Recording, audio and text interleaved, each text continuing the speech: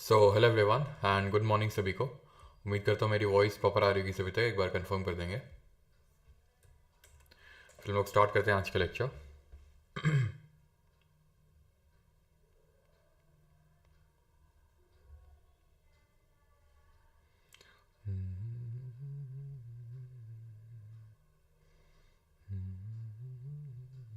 Confirm कर देंगे।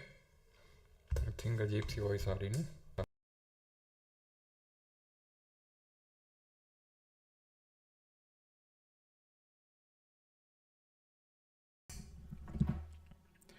चलो एक बार कंफर्म करना सारी चीज़ें प्रॉपर हैं कि नहीं।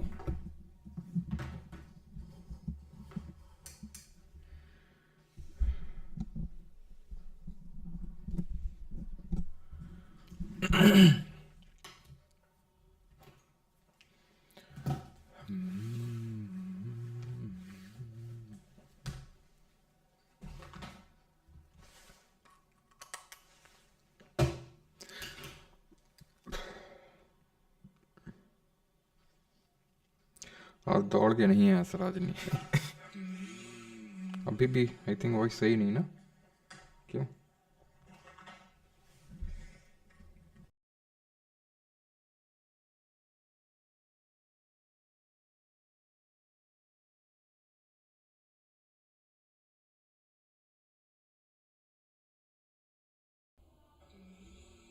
अभी भी आई थिंक वॉइस सही नहीं ना, क्यों?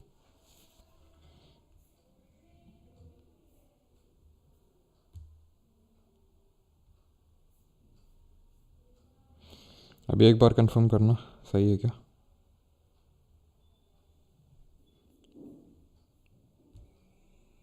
अभी भी आई थिंक वॉइस सही नहीं ना।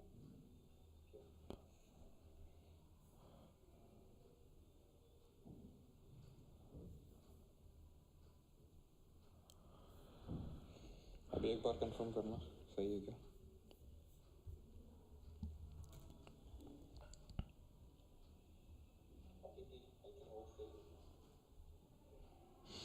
चलिए तो स्टार्ट करते हैं। मुस्लिम इन्वेजन ऑफ इंडिया। तो आज से हम लोगों की मेडिवल हिस्ट्री स्टार्ट होने जा रही है। ठीक है, एंशियंट हिस्ट्री हमारी ऑफिशियली ख़त्म हो चुकी है पूरी तरह से। और फर्स्ट क्लास में मैंने आपको बताया था कि हमारी जो मेडिवल हिस्ट्री है वो इस्लामिक इन्वेजन से शुरू होती है। अभी तक इस्लामिस्ट का या फिर इस्लाम धर्म का सच कोई अभी डायरेक्ट कांटेक्ट नहीं हुआ था इंडियन सब कॉन्टिनेंट से। व्हेन आई से इंडियन सब कॉन्टिनेंट, उसका मतलब है इंडिया, पाकिस्तान, बांग्लादेश जो आज का है, ये सब आते हैं किसमें सॉरी, जिसको कि हम अखंड भारत बोलते हैं। ठीक है, तो अभी तक यहाँ पर कोई डायरेक्ट कांटेक्ट नहीं हुआ था।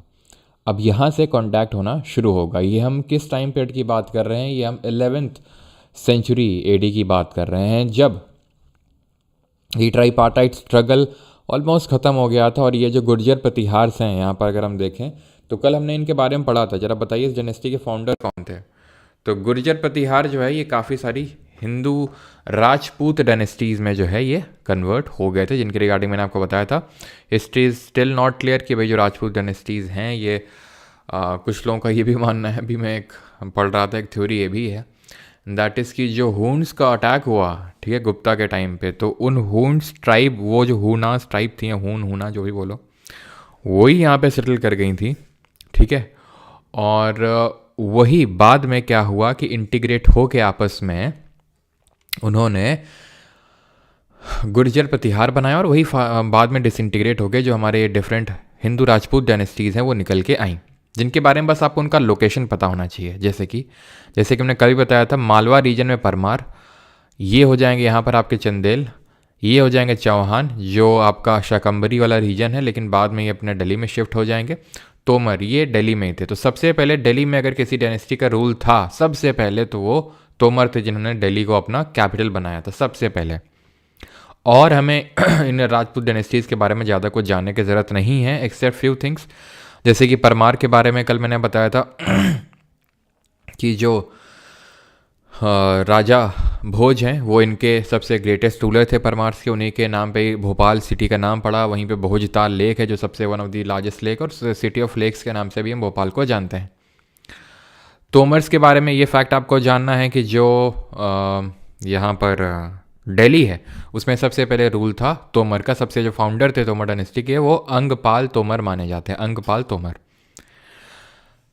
चौहान और जिनको हम चाहमना के नाम से भी जानते हैं और गहड़वाल, इनके बारे में कुछ कुछ चीज़ें आज आप देखेंगे, ठीक। और चंदेल के बारे में हमें ये पढ़ना होता है कि जो खजुराहो ग्रुप ऑफ टेम्पल्स हैं, जिसमें कि हमने कल कंदरिया महादेव टेम्पल देखा था जिसमें कि वात्स्यायन की कामसूत्र को उतारा गया है, वो चंदेल डायनेस्टी के बारे में सिर्फ हमें जानने की ज़रूरत है, ठीक है। तो 11वीं सेंचुरी का जो मैप है इंडिया का वो कुछ इस तरह का दिख रहा था। अब इसके अगर आप नॉर्थ वेस्ट साइड में देखो तो यहाँ पर आपको एक एम्पायर दिखेगा जिसको हम बोलते हैं गजनवाइड एम्पायर, ठीक है। अब इसकी गजनवाइड एम्पायर की हम बाद में चर्चा करेंगे, लेकिन गजनवाइड एम्पायर के भी वेस्ट साइड में जो कि आपको दिख नहीं रहा है, ठीक है, यानी कि जो अरब पेनिनसुला होता था, अरब पेनिनसुला, तो वहाँ इस्लाम धर्म का खलीफा बैठता था, ठीक है। तो उन खलीफा ने अपने एक मिलिट्री कमांडर मोहम्मद बिन कासिम को भेजा इंडिया, सिंध में।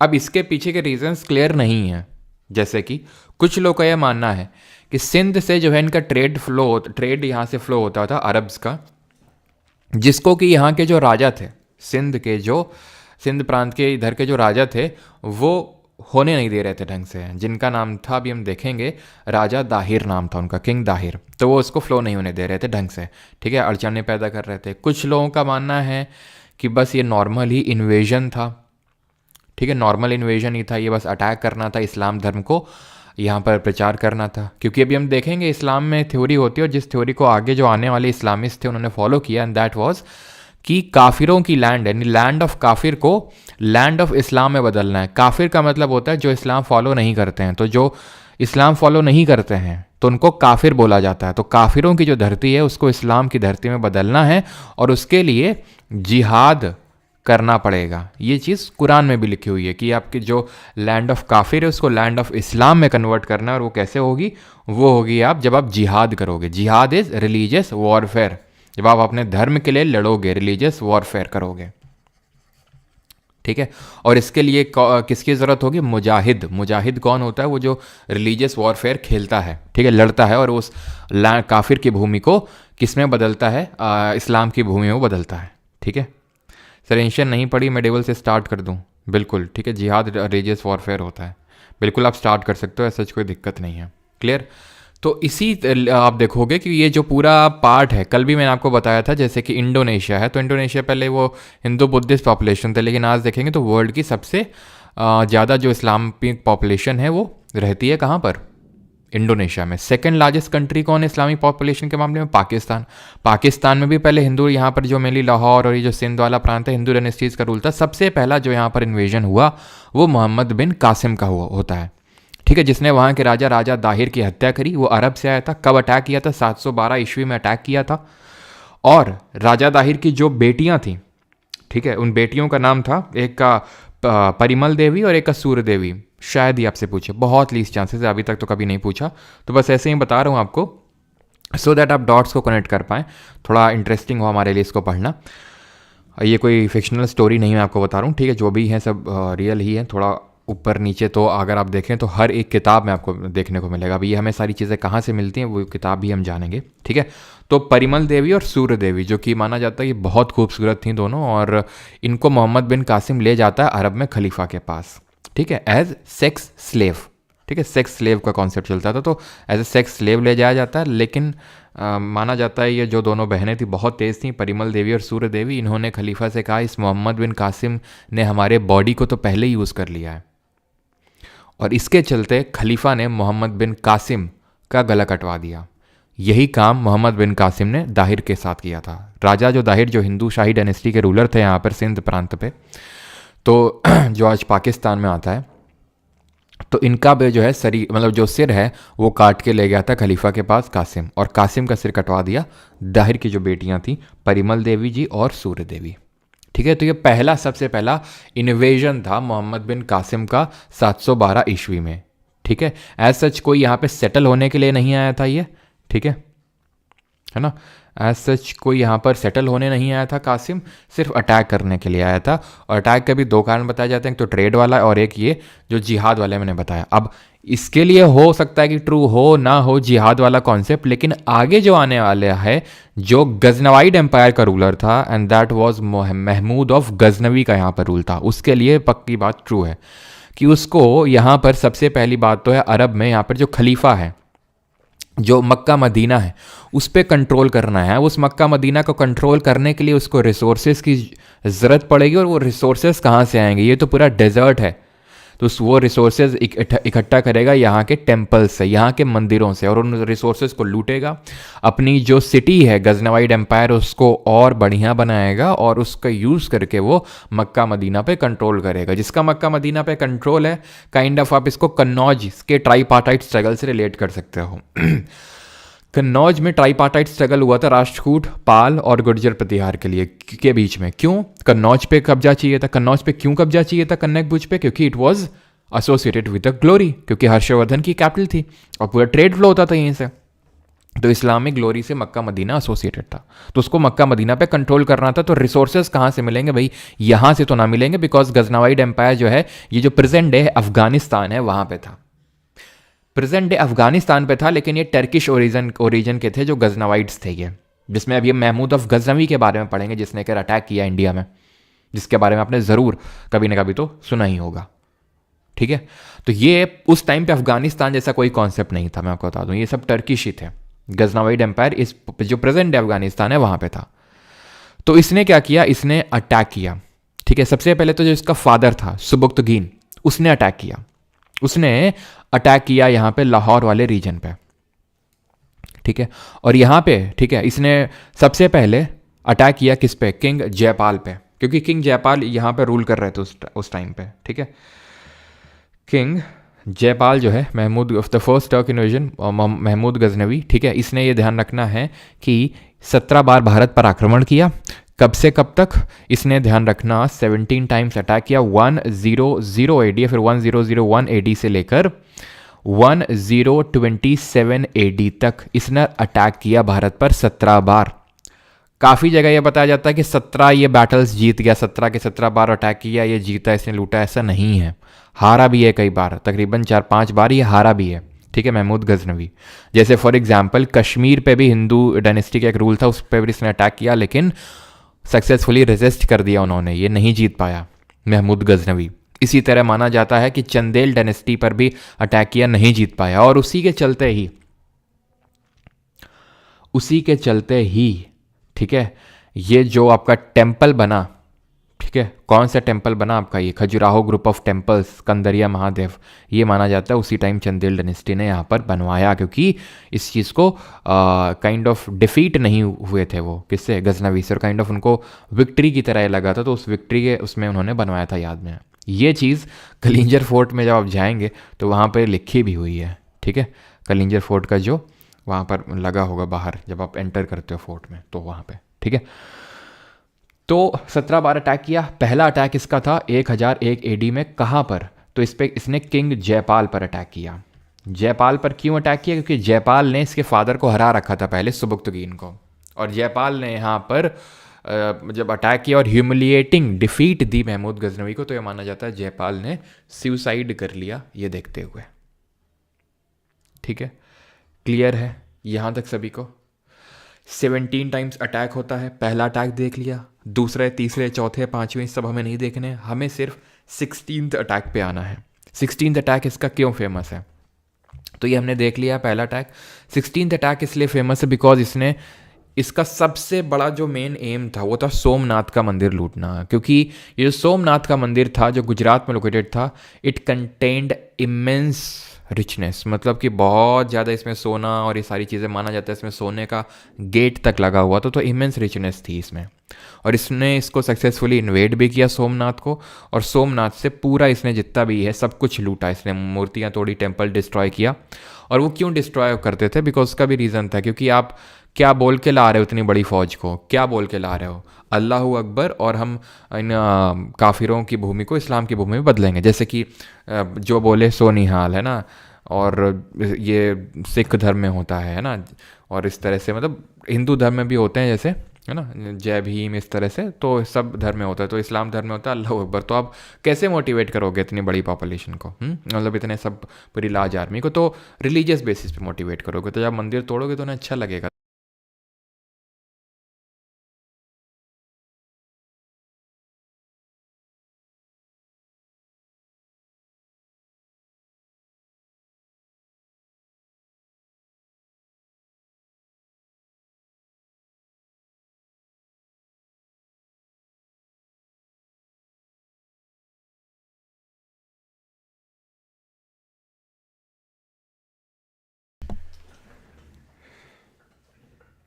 अभी एक बार कंफर्म करेंगे सारी चीज़ें प्रॉपर है।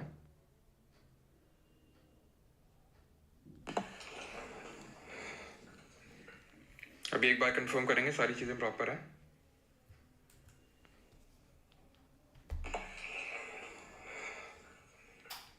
अभी एक बार कंफर्म करेंगे।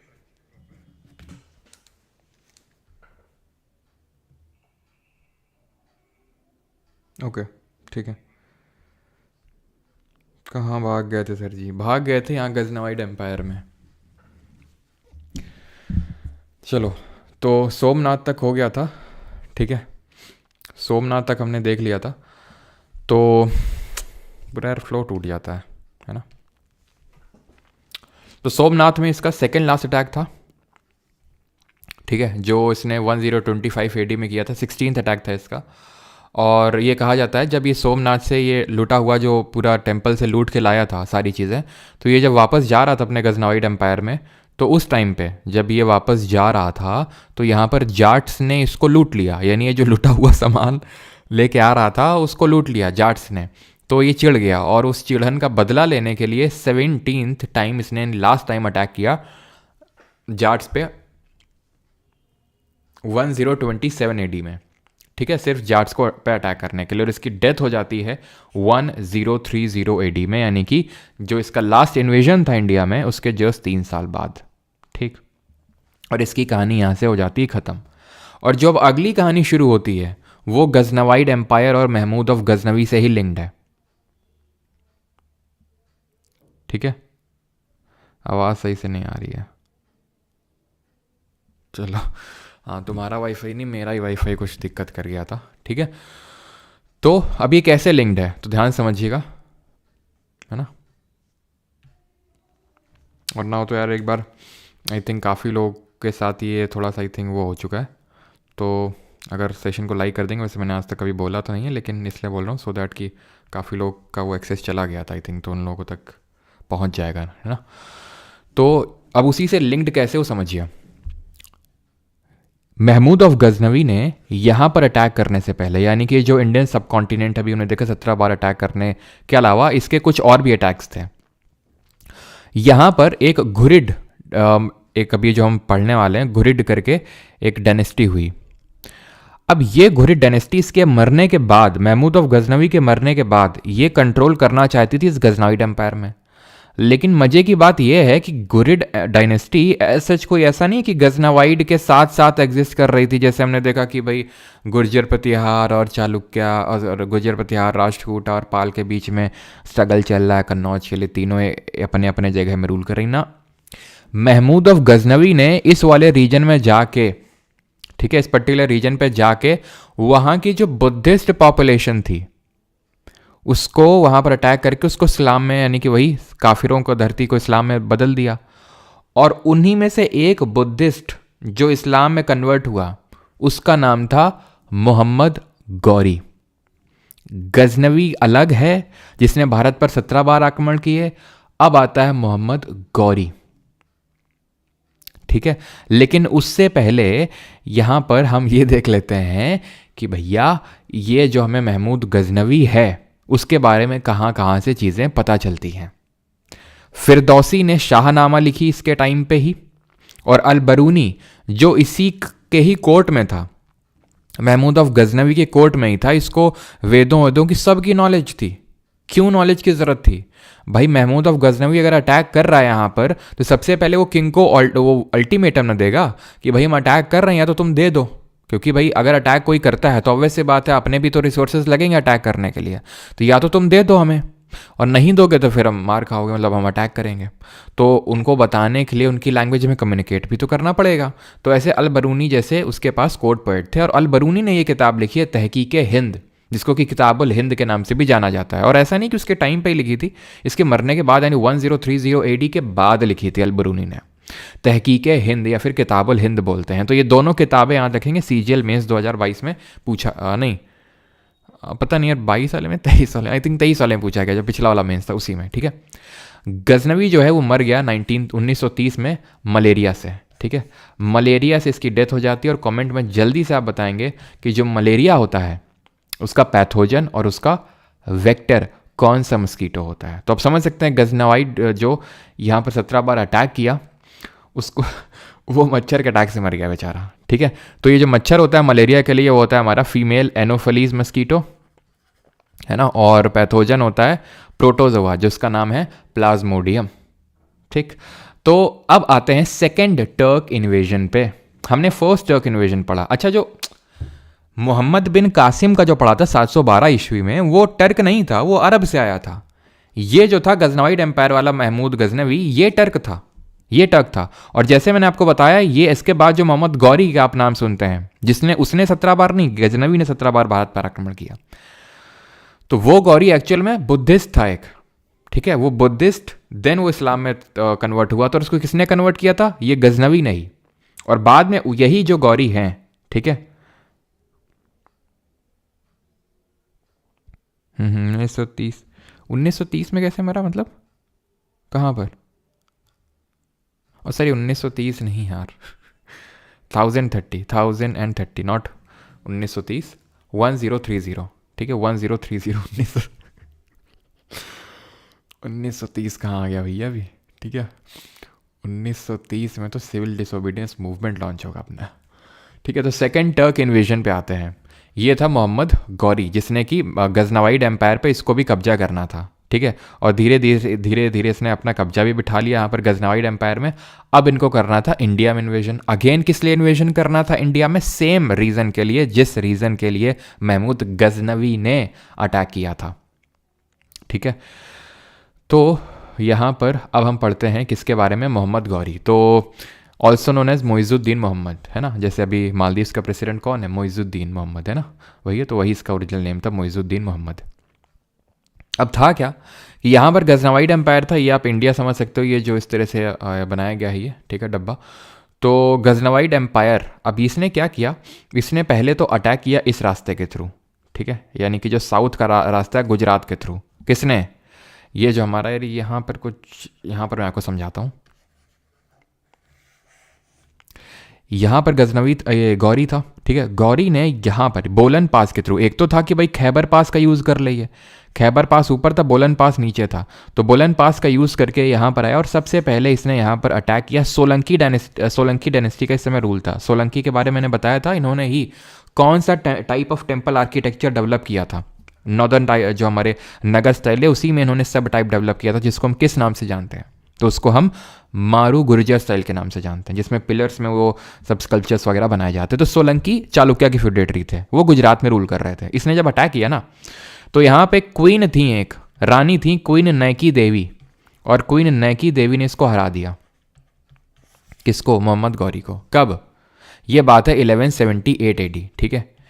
शी डिफीटेड गौरी, 1178 AD की बात है ये। मतलब पहली बार अटैक किया, ठीक है, बेचारे ने, और पहली बार एक फीमेल के हाथों जो है इसको हार झेलनी पड़ी। अब ये जो है क्या करेगा? ऑब्वियस सी बात है, वही सेम गलती तो करेगा नहीं, अब कहीं और से आएगा। अब ये खैबर पास का यूज़ करके आएगा लाहौर वाले रास्ते के थ्रू, लाहौर और भटिंडा, ठीक है। लाहौर आएगा देन भटिंडा आएगा, लाहौर यहाँ है देन भटिंडा है, एंड देन यहाँ पड़ता है दिल्ली, ठीक है, ऐसे समझ लो यहाँ पड़ता है दिल्ली, और दिल्ली के पास पड़ता है तराइन का क्षेत्र, जो कि एकदम प्लेन बैटल फील्ड है लड़ने के लिए। तो जब ये यहाँ से आ रहा था तो तराइन पे कब्जा था उस समय पृथ्वीराज दी थर्ड का। पृथ्वीराज दी थर्ड कौन है? पृथ्वीराज चौहान जिनको हम बोलते हैं। ये उस समय दिल्ली पे रूल कर रहे थे और तराइन भी इनके कंट्रोल में था। अगेन रिपीट, इनसे पहले चौहान रूलर से पहले तोमर डायनेस्टी का रूल था, अंगपाल तोमर दिल्ली कैपिटल थे उनकी। चौहान रूलर्स आए और उस समय पृथ्वीराज दी थर्ड थे, पृथ्वीराज चौहान। तो पहला बैटल ऑफ तराइन लड़ा जाता है 1191 एडी में, 1191 ईस्वी में, और ये पृथ्वीराज चौहान जीत जाते हैं। सेकेंड बैटल ऑफ तराइन होता है 1192 एडी में, जस्ट अगले साल ही वापस फिर से आता है, मोहम्मद गौरी अटैक करता है, लेकिन इस बार गौरी जीत जाता है। अब जीत क्यों जाता है उसके ज़्यादा हमें डेप्थ में नहीं जाना, लेकिन मैं कुछ रीजंस आपको बता देता हूँ। जैसे फॉर एग्जांपल, ये जो टर्किश आर्मी थी ये बहुत ही संगठित थी, यानी कि कंसोलिडेटेड थी। यानी संगठित का मतलब ये होता है कि जैसे अगर हम हिंदू आर्मी की यहाँ पर बात करें जो पृथ्वीराज चौहान की थी, अब इसमें काफ़ी सारे मतलब उस टाइम पे भी बहुत चलता था, ब्राह्मण, क्षत्रिय, वैश्य, शूद्र, ठीक है, ये सब बहुत चलता था। और जो डिविनिशिप की थ्योरी है, हमने देखा था कि भाई राजा खुद को भगवान से कंपेयर करता था। तो सोचो, आर्मी लड़ रही है, राजा पकड़ लिया गया, राजा मार दिया गया, ठीक है, तो जो आर्मी हो क्या सोचेगी, जब हमारे देवता ही पकड़ लिए गए, ठीक है, देवता को ही धर लिया गया, तो फिर अब हम कैसे लड़ेंगे। तो वो एक मेंटालिटी बन चुकी थी, और वो सब आपस में यूनाइटेड कम थे, क्योंकि वही है ना कि अगर हम जीत भी जाएंगे तो हमें क्या ही मिलेगा, और हम तो नीचे ही ट्रीट किए जाएंगे। तो एक काइंड ऑफ वो भी था। और तीसरा फैक्टर ये भी है कि वही है कि ये सब आपस में यूनाइटेड नहीं थे। जो अभी हम लोगों ने देखा था, राजपूत डायनेस्टीज़ थी, चाहे वो यहाँ पर सोलंकी भी हों, चाहे वो चंदेल हों, चाहे आपके चौहान हों, चाहे परमार हों, चाहे गहड़वाल हों, ये सब क्या थे, आपस में खुद की टेरिटरी को अपना एक कंट्री मानते थे कि भाई हम पर बस अटैक ना हो, ठीक है, और आपस में एक दूसरे पर अटैक करते थे। तो ऑब्वियस सी बात है, जब इन पर कोई अटैक करेगा तो फॉरेन इन्वेजन होगा, तो बाकी कोई हेल्प के लिए नहीं आएगा। वही हुआ पृथ्वीराज चौहान के साथ भी, कोई इनके लिए हेल्प के लिए आया नहीं, क्योंकि जब सोलंकीज़ ने इनसे हेल्प मांगी थी पृथ्वीराज दी थर्ड से, तो इन्होंने हेल्प नहीं करी थी। तो ऑब्वियस सी बात है, जब इन पर अटैक होगा तो वो हेल्प नहीं करेंगे।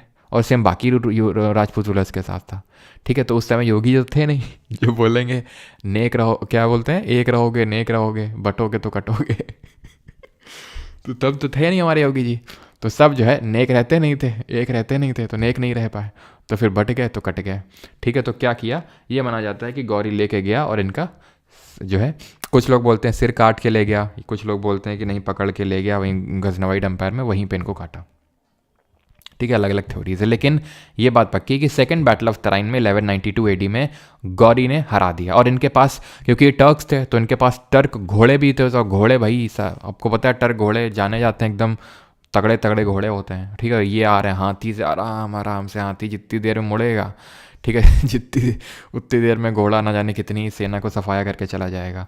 इन लोगों के पास बहुत अच्छी आर्मरी थी, पूरा लोहे वोहे का लगा के रखते थे।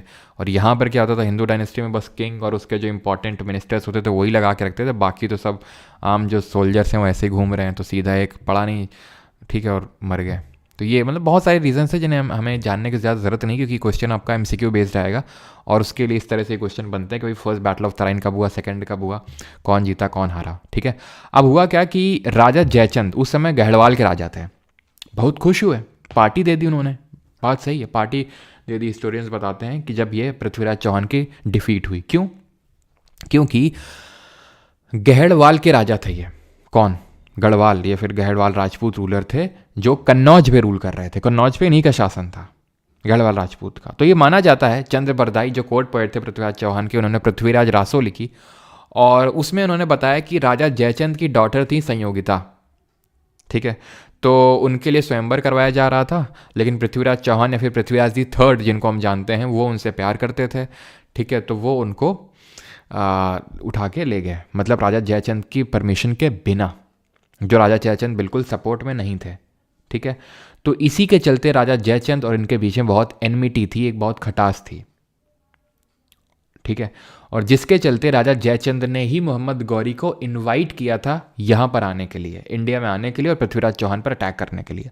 अब इस संयोगिता वाली बात कितनी ट्रू है, ये हिस्टोरियंस इसे पूरी तरह से नहीं मानते हैं। मानते हैं कि भाई वो जो नहीं, आपने सुना होगा शब्द भेदी बाण चला दिया, है ना, वो पूरा आपने देखा होगा किस तरह से कि भाई उठा के ले गए थे। और ये जो हमारे छेदी सिंह हैं, छेदी सिंह फिर पूरा वो पढ़ते हैं कि भाई ऐसा ऐसा है और इन्होंने फिर मार दिया था। ऐसा हिस्टोरियंस बिल्कुल ट्रू नहीं मानते। उनका मानना है कि जैसे ही सेकेंड बैटल ऑफ तराइन हुआ था, पृथ्वीराज चौहान को तुरंत इन्होंने कैप्चर कर लिया था और कैप्चर करके ले गए थे, वहीं मारा था, यहाँ मारा था, उस बात को लेकर डिबेट है। लेकिन ऐसा शब्द भेदी बाण और ये सब कुछ नहीं था, ठीक है।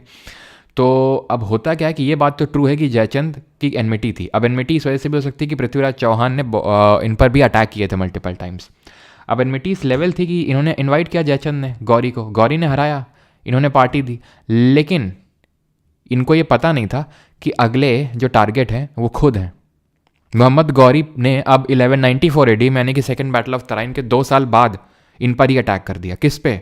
जयचंद पे ही, ठीक है, जयचंद पर ही अटैक कर दिया, और इसको हम बोलते हैं बैटल ऑफ चंदावर।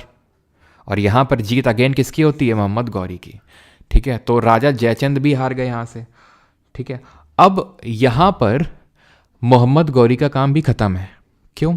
क्योंकि ये वापस चला जाता है गजनवाइड एम्पायर में। क्यों चला जाता है? क्योंकि इसको यहाँ पर सिर्फ माल लूटना था और इसका कोई ऐसा यहाँ नहीं था कि सेटल हो जाएंगे। लेकिन क्योंकि इसने दिल्ली पर अब एक तरह से कब्जा कर लिया था, तो कोई टेरिटरी छोड़ के ऐसे तो नहीं जाना चाहेगा, तो उसने अपने स्लेव्स को क्या किया? दिल्ली में और आसपास के जो इलाके थे वहाँ बिठा दिया। या फिर हम बोल सकते हैं कि जो मोहम्मद गौरी है, एक्चुअल में ये माना जाता है मोहम्मद गौरी जब वापस जा रहा था, तो जैसे महमूद गजनवी जब वापस जा रहा था सोमनाथ लूट के, तो जाटों ने लूट लिया था, तो ऐसे माना जाता है जब मोहम्मद गौरी वापस जा रहा था गजनवाइड एम्पायर में, तो उसको बीच में ही टेंट में ही, जो टेंट लगा के रहते थे उसी में मार डाला गया था, उसको मार दिया था किसी ने। तो जब इसकी डेथ हो गई थी, तो इसका जो एम्पायर है दिल्ली से लेकर वो गजनवाइड तक, ये बट गया इसके स्लेव्स के बीच में, ठीक है, जो इसके इंपॉर्टेंट स्लेव्स थे। जैसे कुतुबुद्दीन ऐबक जो कमांडर था गौरी का, जिसने कि बैटल ऑफ तराइन में हेल्प किया था, क्योंकि बैटल ऑफ तराइन में इसने हेल्प किया था, तो दिल्ली वाला जो इलाका है वो कुतुबुद्दीन ऐबक ने रख लिया, ठीक है। यहां पर कुतुबुद्दीन आ गया अपना, कुतुबुद्दीन। यहां पर जो लाहौर वाला एरिया है कुबाचा आ गया, और जो गजनवाइड वाला एम्पायर है गजनवाइड, यहां याल्दूज आ गया, याल्दूज। क्लियर इतनी चीज। एक इसका और छोटा सा स्लेव था, उसका नाम था बख्तियार खिलजी। ये बख्तियार खिलजी को अलाउद्दीन खिलजी से बिल्कुल रिलेट मत कर लेना, ठीक है। अलाउद्दीन खिलजी के बारे में कल पढ़ेंगे। तो यहां पर यानी कि बिहार वाले आसपास रीजन में बख्तियार खिलजी चला गया। जो लोकल रूलर थे, सेना डायनेस्टी वगैरह, उन सबको इसने हराया बख्तियार खिलजी ने, और नालंदा यूनिवर्सिटी को डिस्ट्रॉय करने का क्रेडिट इसी को जाता है। इसी बंदे को इसने जला डाला, पूरी नालंदा यूनिवर्सिटी को, जिसमें कि बहुत सारे हिस्टोरिकल टेक्स्ट, बुद्धिस्ट लिटरेचर, वो सब जल के राख हो गए बख्तियार खिलजी ने, ठीक है। तो अब यहां पर कुतुबुद्दीन ऐबक ने अपना रूल जो स्टार्ट किया, उसी को बोलते हैं दिल्ली सल्तनत। दिल्ली में जो सल्तनत आई उसी को बोलते हैं दिल्ली सल्तनत। और इसमें पहला रूलर कौन हुआ? कुतुबुद्दीन ऐबक। लेकिन लेकिन लेकिन ध्यान ये रखिएगा कि कुतुबुद्दीन ऐबक की जो कैपिटल थी इनिशियली, वो दिल्ली नहीं थी, वो लाहौर ही थी। समझ रहे हैं आप? उसकी कैपिटल इनिशियली लाहौर थी। तो कुबाचा को हटा के उसने अपनी लाहौर को कैपिटल बनाया कुतुबुद्दीन ऐबक ने, दिल्ली कैपिटल नहीं थी। पहला जो रूलर था जिसने कि दिल्ली को अपना कैपिटल बनाया, वो इसके बाद आएगा। तो कुतुबुद्दीन ऐबक के बारे में आप यहां पर तक चीज समझिए। कुतुबुद्दीन पिक्चर में आया कहां से? गुलाम था, स्लेव था गौरी का, जिसने बैटल ऑफ तराइन में उसकी हेल्प करी थी, तो इसलिए कुतुबुद्दीन ऐबक को ये वाला पार्ट जो है उसने संभाल लिया उसकी डेथ के बाद। वैसे तो दिल्ली सल्तनत में इतनी सारी डायनेस्टीज के बारे में हमें पढ़ना होगा।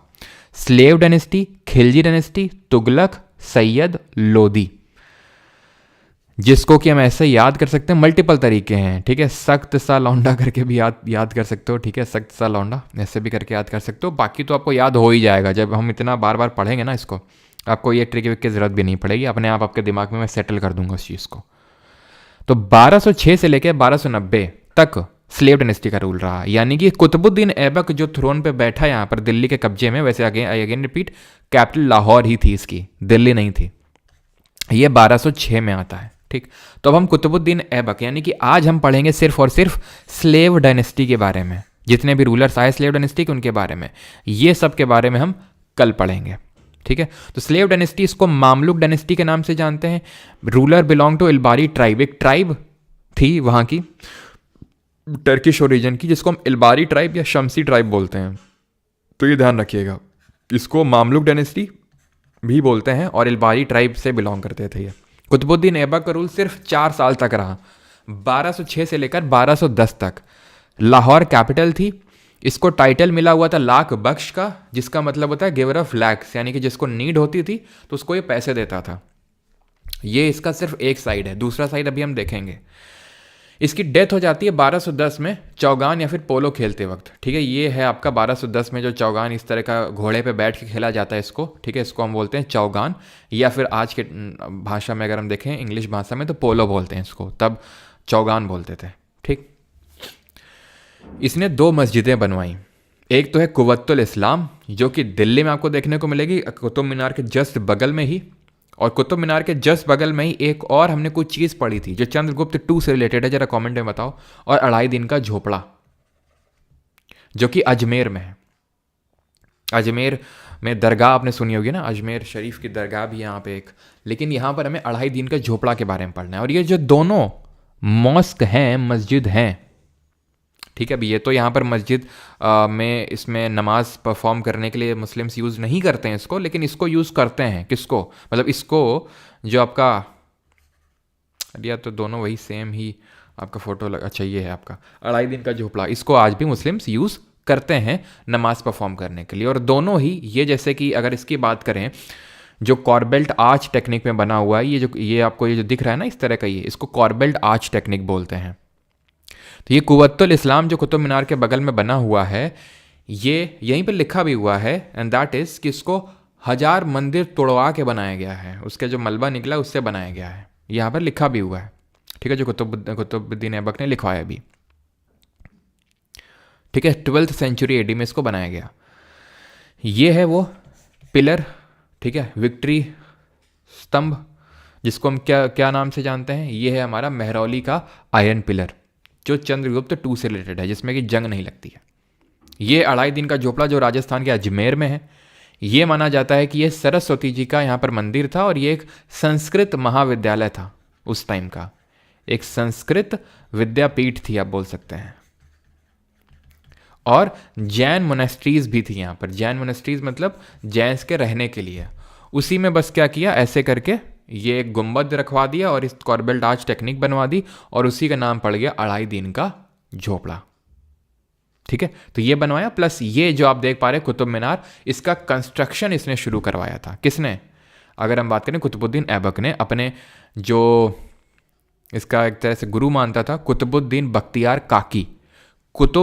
कुतुबुद्दीन ऐबक किसका नाम है? कुतुबुद्दीन बख्तियार काकी जो अपने गुरु मानता जिसको, उसका नाम है। तो उसकी याद में इसने कुतुब मीनार का जो है कंस्ट्रक्शन शुरू करवाया था। कब?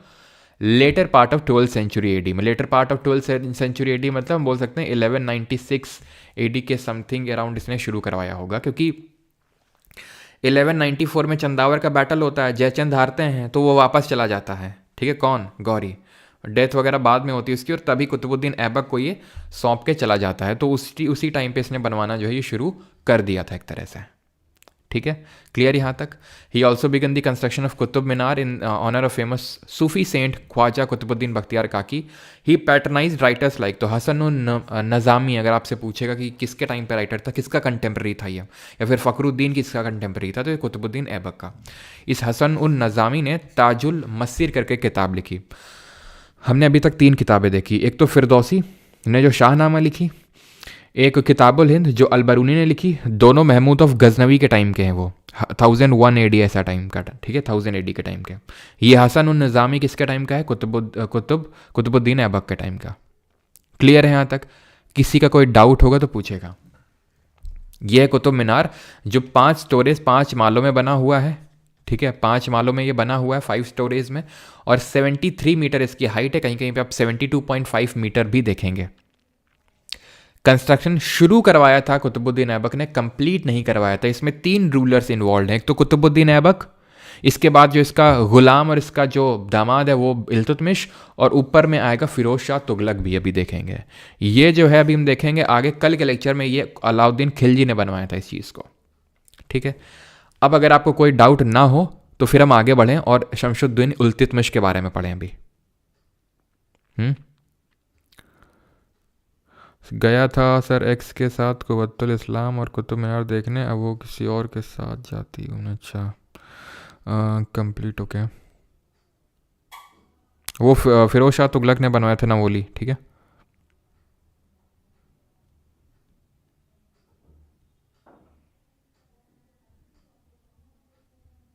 चलो अब आते हैं इल्तुतमिश। जब उसकी डेथ हो जाती है, 4 साल तक ही रूल करता है वो, थोड़ा कंसोलिडेशन करता है। उसके बाद आता है इल्तुतमिश।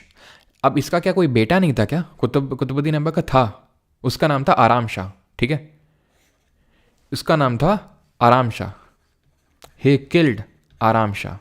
आराम शाह लाहौर पे क्योंकि भाई कुतुबुद्दीन ऐबक कहाँ से रूल कर रहा था? लाहौर से। उसका बेटा कहाँ से रूल करेगा? लाहौर से। तो आराम शाह जो है रूल कर रहा था वहाँ पे। इसकी बेटी से, कुतुबुद्दीन ऐबक की बेटी से शादी कर ली इल्तुतमिश ने, तो दामाद बन गया, ठीक है। उसका स्लेव भी था, गुलाम था।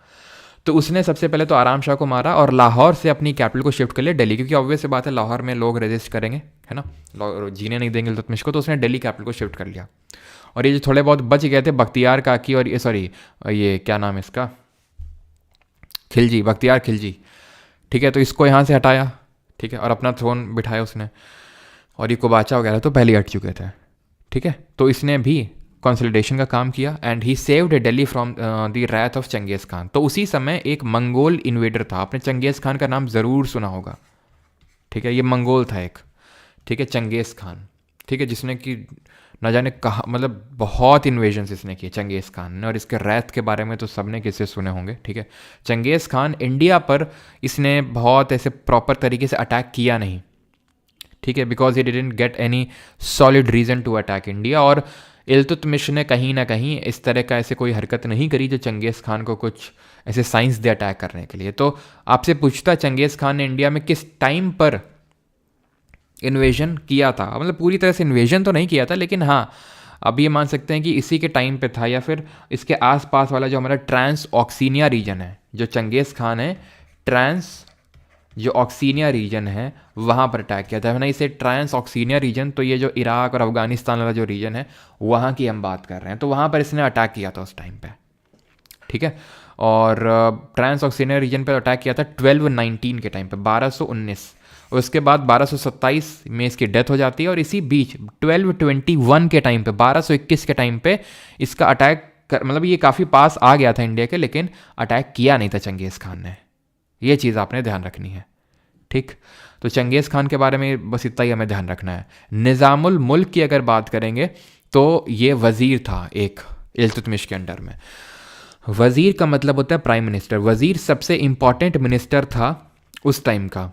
प्राइम मिनिस्टर का मतलब ये हो गया कि जो भी पूरा फाइनेंस है, पूरा जो फाइनेंस डिपार्टमेंट है वो वज़ीर ही संभालता था। ये चीज़ आपको ध्यान रखना है, वज़ीर ही पूरा फाइनेंस डिपार्टमेंट संभालता था। निज़ामुल मुल्क था उस समय, ठीक।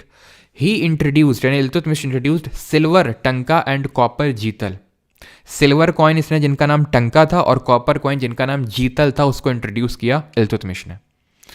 इसने इक्ता सिस्टम ऑर्गेनाइज किया, and this is very important. Iqta system क्या है? तो एक्चुअल में इल्तुतमिश ने एक चहलगानी या फिर चालीसा, तुर्काने चहलगानी जिसको हम बोलते हैं, चहलगानी सिस्टम डेवलप करके रखा था, जो कि हमें ज़ियाउद्दीन बरानी की जो किताब है, ठीक है, तारीख़ फ़िरोज़ शाही, उससे पता चलता है। लेकिन वो जब हम तुगलक डायनेस्टी पढ़ेंगे वहाँ पर उस किताब की चर्चा करेंगे। तो चहलगानी जिसको हम चालीसा ही बोलते हैं, 40 ग्रुप ऑफ 40 मिनिस्टर्स थे इल्तुतमिश के कोर्ट में जो उसको एडवाइस करते थे।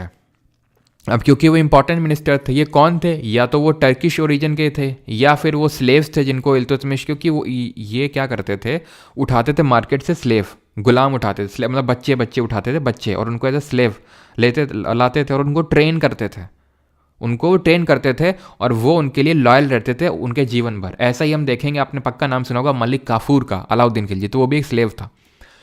तो या तो वो स्लेव होगा या तो वो टर्किश ओरिजिन का होगा, वो चहलगानी का पार्ट होगा जो इसको एडवाइस करेगा इल्तुतमिश को, ठीक। तो अब इनको अच्छी खासी सैलरी भी देनी पड़ेगी। अब वो सैलरी कहाँ से आएगी? तो इल्तुतमिश ने क्या किया कि बोला कि एक पीस ऑफ लैंड ले लो, यहाँ पर ऐसे पीस ऑफ लैंड ले लो आप लोग, ठीक है, मुझसे पीस ऑफ लैंड ले लो ऐसे, और उसमें आप रूल करो जाके, एक तरह से रूल इन दी सेंस की आर्मी कंसोलिडेट करो, जब कुछ बैटल वगैरह होगा तो उसको लेके आओ, और वहाँ से आप रेवेन्यू निकालो, टैक्स कलेक्ट करो। एक तरह से आप क्या करो, टैक्स कलेक्शन करो, और टैक्स कलेक्ट करने के बाद अपनी सैलरी निकाल लेना, जो बच जाए वो हमको दे देना। तो ये जो सारा काम करते थे इनको क्या बोलते थे? इनको बोला गया इक्तेदार। जो इक्ता को गवर्न करेगा बंदा उसको इक्तेदार बोलेंगे, इक्तादार। और इन्हीं को ही ये मुक्ति या वाली के नाम से जानते हैं। ये कोई अलग नहीं है, इख्तेदारों को ही मुफ्ती या वाली बोलते हैं, जो उस इख्ता को होल्ड कर रहे हैं। इख्ता मतलब एक पीस ऑफ लैंड जहाँ पर वो टैक्स कलेक्ट करेंगे, अपना सैलरी निकालेंगे और इल्तुतमिश को दे देंगे वो। ठीक, धीरे धीरे यही चाहलगानी जो है, टर्किश स्लेव्स का ग्रुप ऑफ 40, ये इतने पावरफुल हो जाते हैं कि ये ही एक तरह से हम बोल सकते हैं किंग डिसाइडर हो जाते हैं कि राजा, अगला राजा कौन बनेगा। जैसे कि अब इल्तुतमिश की अगर बात करें तो 1236 में इसकी डेथ हो जाती है। इसका बेटा था, ठीक है, बेटा आता है इसका, ठीक है, जिस यहाँ पर, लेकिन वो जो बेटा था वो उतना एबल था नहीं, ठीक है, जितना कि वो लैंड कर सके। ठीक है, Bahram Shah sir, battle of Waihind यार गजनवी में था, ठीक है, यहाँ पे नहीं है। क्लियर हो गया इल्तुतमिश के रिगार्डिंग चीज़ कि इसने क्या क्या किया। सिल्वर टंका, कॉपर जीतल इंट्रोड्यूस किया, दिल्ली को कैपिटल बनाया और चंगेज़ खान के इन्वेजन से बचाया दिल्ली को, और इसने इक्ता सिस्टम को इंट्रोड्यूस किया, इसने चहलगानी सिस्टम को इंट्रोड्यूस किया। किसी को यहाँ तक कोई डाउट हो तो बताओ जल्दी से, क्योंकि इसके बाद बस हमारे एक ही रूलर है इंपॉर्टेंट वाला, ठीक है, रजिया तो उतनी इंपॉर्टेंट है नहीं। बुक ज़ियाउद्दीन बरानी की बुक है तारीख़ फ़िरोज़ शाही, वो आज अभी मैं नहीं लिखवा रहा हूँ, वो कल देखेंगे, बिकॉज फ़िरोज़ शाह तुगलक के टाइम पे उसको हम पढ़ेंगे।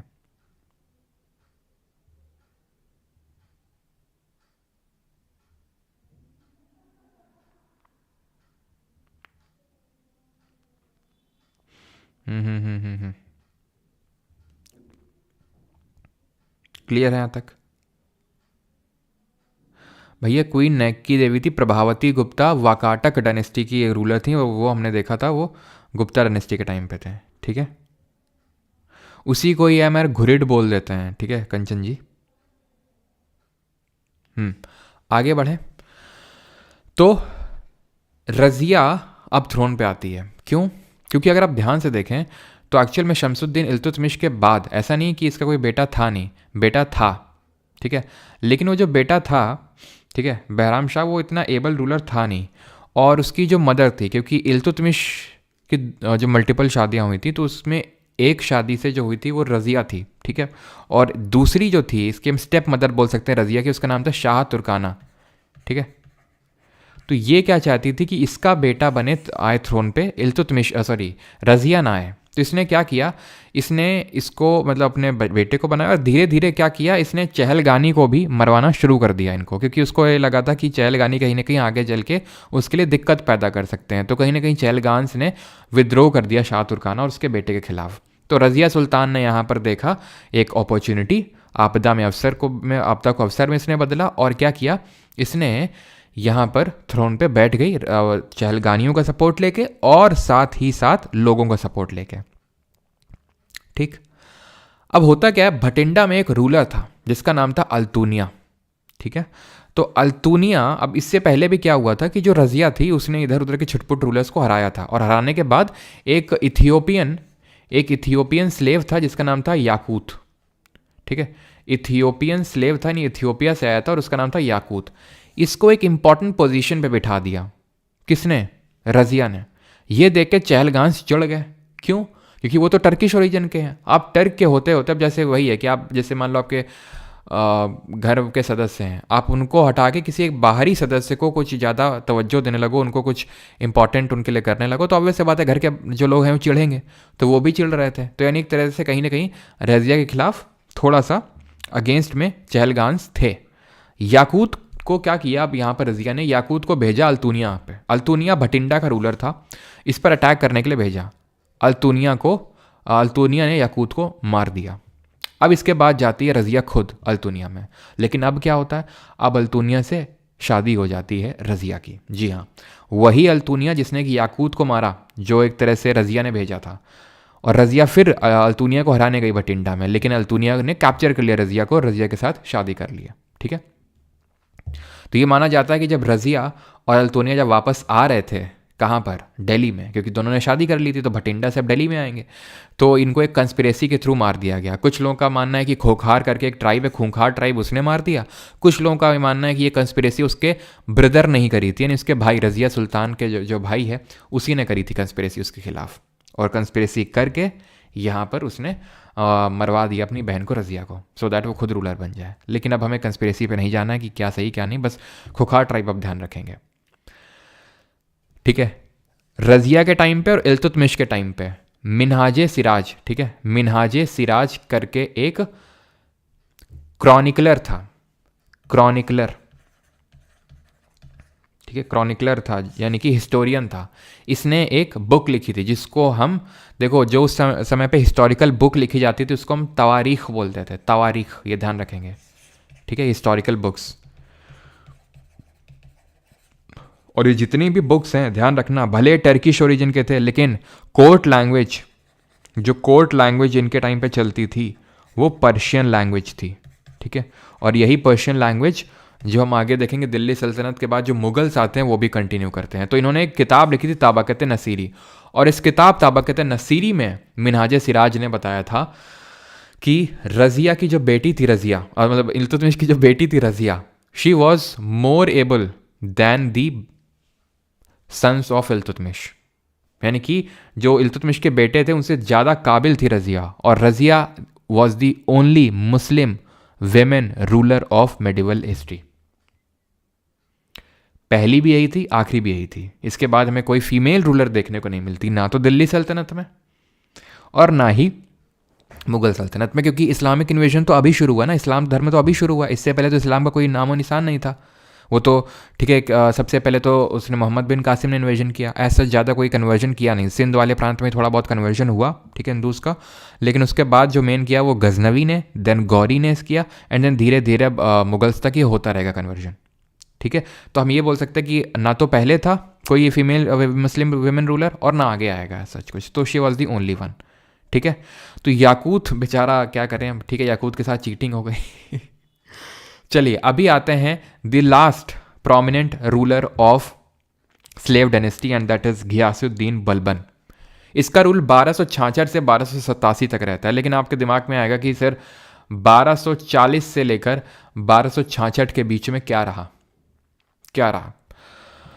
तो एक्चुअल में ये जो बलबन था ये इल्तुतमिश का एक स्लेव था जो चहलगानी का पार्ट था, वही चहलगानी जो हमने देखा था ग्रुप ऑफ 40 स्लेव्स जिसका, ठीक है।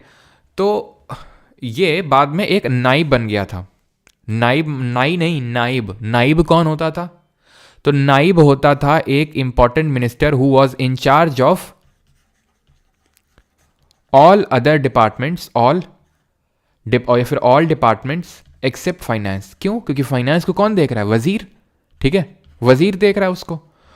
तो ये एक नाइब था किसके अंडर? नसीरुद्दीन महमूद के अंदर। नसीरुद्दीन महमूद कौन था? ये यंगर बेटा था इल्तुतमिश का। तो जब रज़िया गई तो चहलगानी के सपोर्ट से अब नसीरुद्दीन, चहलगानी ने उठा के नसीरुद्दीन महमूद को बना दिया क्या? रूलर। तो उसके अंडर में ये नाइब था। अगेन चहलगानियों ने विरोध किया और इसको नाइब के पद से हटवा दिया। किसको? बलबन को। बलबन को नाइब के पद से हटवा दिया। उस समय के ऑफिसर्स ध्यान रखेंगे जैसे कि नाइब है ये, हमने इक्ता या इक्तेदार्स के बारे में पढ़ा जिनको मुक्ति या वाली के नाम से जानते हैं, ऐसे उसी टाइम पे ही आमिर, चलो ये तो नहीं होगा तो मैं लास्ट में लिखवा दूंगा। तो नाइब आपको समझ में आया ना कि जो इंपॉर्टेंट एक मिनिस्टर है जो फाइनेंस को छोड़ के बाकी डिपार्टमेंट्स के लिए रिस्पॉन्सिबल है। तो बलबन को हटा दिया गया, रिवोल्ट हुआ, ठीक है, चहलगानियों ने किया, नसीरुद्दीन महमूद ने उसको फिर हटा दिया। तो बाद में फिर से बलबन क्या करता है, क्योंकि वो चहलगानी का पार्ट था, उसके कंट्रोल में भी इक्ता थी, तो अपने जाता है अपने पार्ट ऑफ लैंड में अपनी आर्मी खुद की बनाता है, और जो नाइब बन गए थे नसीरुद्दीन महमूद की जगह पे तो उनको हटाता है, पहले तो मारता है, देन नसीरुद्दीन महमूद को पॉइजन कर देता है, इनको भी साइड हटा देता है, देन 1266 पे गद्दे पे बैठता है। यानी कि इस टाइम तक बलबन एक नाइब की तरह था। कब? 1240 में रज़िया गई तो 1240 से लेकर 1266 तक, 1266 तक वो एक सिर्फ नाइब था। 1266 में वो बना रूलर नसीरुद्दीन महमूद को मार के। और सबसे पहला जो इसने काम किया, उसने काम किया चालीसा को ब्रोक किया। Broke the power of Chalisa, यानी कि चालीसा को तोड़ना ज़रूरी था क्योंकि फिर से रिवोल्ट होगा, उसे पता था, और फिर से उसकी जगह किसी और को बिठा देगा ये चालीसा। तो सबसे पहले इस चालीसा पर अटैक किया उसने, और उसने प्रेस्टीज ऑफ क्राउन को रिस्टोर किया। याद करो अशोक के टाइम पे देव नामी पियादसी अशोक, यानी कि देवों के प्रिय अशोक। तो वैसे उसने बोला कि भैया हम शैडो ऑफ अल्लाह हैं, अल्लाह से के साथ डायरेक्ट कांटेक्ट है हमारा, रोज का उठना बैठना है, ठीक है। तो उसने जिल्ले अलाही का टाइटल लिया, दैट मीन्स शैडो ऑफ अल्लाह, यानी मैं अल्लाह की शैडो, अल्लाह की छाया हूँ। यानी कि अब क्या होगा, अब जो उसके अंडर में हैं, चाहे वो चहलगानी को तो उसने वही कर दिया, ख़त्म ही कर दिया। बाकी जो उसके कोर्ट में है या फिर बाकी जो जनता है वो यही मानेगी कि हाँ ये अल्लाह है, इसके अगेंस्ट हमें रिवोल्ट नहीं करना है। तो इसने करना ये चाहा कि इसने अपना जो क्राउन है, क्राउन उसकी पावर को रिस्टोर करना चाहा कि भाई क्राउन को एकदम इतना सुप्रीम बना देंगे कि कोई हमारे खिलाफ विद्रोह करे ही ना, ठीक है। और अगर करेगा तो क्या करेंगे, ठीक है, करेगा तो उसके खिलाफ ब्लड एंड आयरन की पॉलिसी चलाएंगे। ब्लड एंड आयरन मतलब, एक तो पहली बात तो उसने क्या ये किया कि जिसका खून किसका है, लोअर, जैसे नहीं है ब्राह्मण क्षत्रिय वैश्य शूद्र जैसे वर्ण सिस्टम हिंदुइज्म में, तो वैसे उसने बोला कि जो भी एक स्लेव फैमिली से बिलोंग करता है, वो स्लेव है, उसके मदर फादर स्लेव या फिर उसके ग्रैंड पेरेंट्स स्लेव है, तो उनको पहले कोर्ट की इंपॉर्टेंट पोजीशन से हटा दिया जाएगा। तो सबका ब्लड टेस्ट करो, blood test in the sense मतलब उनके रूट्स चेक करो कि वो कहाँ से आए हैं। तो अगर सुप्रीम ब्लड वाले हो आप तो आप हमारे कोर्ट में इंपॉर्टेंट पोजीशन में रहोगे, नहीं तो नीचे पोजीशन पे जाओ। ये है पॉलिसी ऑफ ब्लड। और आयरन का मतलब ये है कि यहाँ पर बंगाल वाले रीजन में तुगरिल बेग, जो कि एक गवर्नर था बलबन के अंडर में ही, इसने रिवोल्ट कर दिया। किसके अगेंस्ट? बलबन के अगेंस्ट। तो उसके खिलाफ क्या किया बलबन ने? क्या किया होगा? कैंची बनवा दी बलबन ने। कैंची बनवा दी मतलब इसी को बोलते हैं, कैंची बनवाने को ही बोलते हैं हम पॉलिसी ऑफ आयरन। ब्लड तो देख लिया हमने, ब्लड वाला क्या कॉन्सेप्ट है, और ये पॉलिसी ऑफ आयरन ऐसा कहीं मेंशन नहीं है, बस हिस्टोरियंस का कहना है कि इसने खून, और कि भाई जिसका रॉयल ब्लड है तो वो ऊपर पोजीशन पे रहेगा, नीचे वाले नीचे जाओ और हटाओ मेरे कोर्ट से। और पॉलिसी ऑफ आयरन ये तुगरिल बेग ने किया विद्रोह, तो तुगरिल बेग को फांसी में चढ़ाया। और ना सिर्फ तुगरिल बेग को, उसकी पूरी फैमिली को मारा उसने, बलबन ने, ठीक है, पूरी फैमिली की कैंची बनवाई। और उसने क्या कहा कि जैसे ही हम दिख जाएं, सिजदा करना हमारे। जैसे सिजदा का मतलब क्या होता है? मत्था टेकना। कहाँ पर मत्था टेकना? ठीक है, कहाँ पर मत्था टेकना? तो मत्था टेकना जैसे नमाज पढ़ी जाती है तो मत्था टेक के पढ़ी जाती है ना, तो वैसे ही सिजदा आने के देखते ही मत्था टेक देना ज़मीन पे, और पैबोस कर लेना। पैबोस का मतलब है कि हमें पैर चूम लेना। पैबोस ये क्यों किया कि भाई आप किसी को मत्था टेक रहे हो, उसके पैर चूम रहे हो, तो क्या कभी उसके खिलाफ विद्रोह करने का सोचोगे भी? तो इसीलिए उसने सिजदा पैबोस, यानी कि उसने रिस्टोर किया क्राउन की पावर को, और ज़िले इलाही का टाइटल लिया। और बताया, पता है इसने क्या, कि हम आफरा सियाब के डिसेंडेंट हैं। आफरा सियाब के डिसेंडेंट का मतलब है कि आफरा सियाब एक रॉयल फैमिली है, जो प्रॉफिट मोहम्मद की फैमिली है, तो हम उससे बिलोंग करते हैं। तो हमसे मतलब पंगा लेना मतलब तुम प्रॉफिट मोहम्मद की अपमान कर रहे हो, तो ये मत करना।